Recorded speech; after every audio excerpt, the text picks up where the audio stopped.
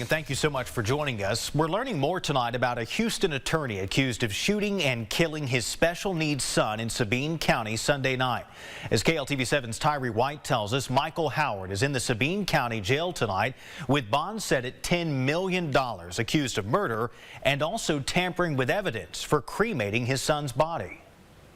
Just behind this gate is where the Sabine County Sheriff's Office says 68-year-old Michael Howard of Houston shot and killed his son in the 2500 block of Mount Sinai Road before burning his body. On December 2nd, 2024, at or about 1400 hours, a deputy from the Sabine County Sheriff's Office was contacted by telephone.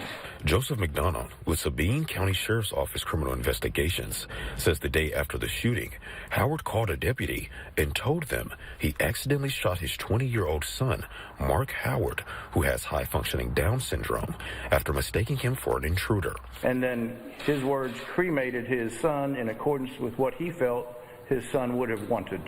The sheriff's office, with help from Texas Rangers, says Michael showed them where to find Mark's burnt remains, about 2 miles from where the shooting happened. McDonough says Michael Howard owns the over 2,000 acres of property where it all took place.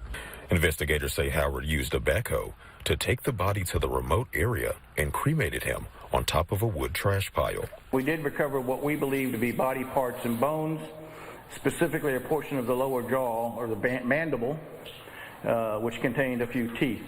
Both Michael and his son had been staying on the property since Thursday or Friday, according to McDonough. McDonough says deputies were just called to the property on November 29th in regard to thefts. The sheriff's office believes Michael called his wife and Mark's older brother before he called them.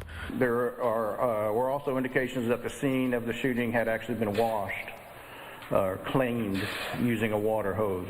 Sabine County District Attorney Paul Robbins says he's in contact with Howard's attorney and they plan to move forward with an indictment before a grand jury. Tyree White, KLTV 7 News. And Robbins tells us Howard could face an additional charge of desecration of a corpse.